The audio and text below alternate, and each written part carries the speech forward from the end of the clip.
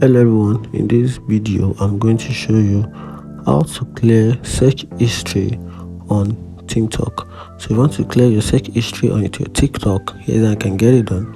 First thing you have to do, you have to open your TikTok app.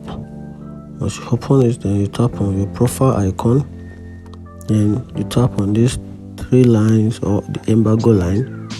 You tap on it, then you tap on settings and privacy. Then from there you scroll down a little bit, then you tap on this option which is activity and center.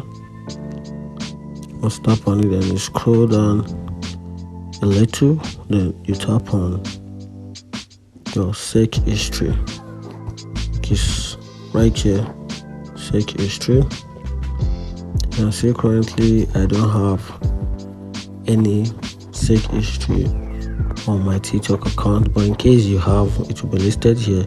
Just tap on edit, then you highlight on the history, list of history that you wish to delete from your TikTok.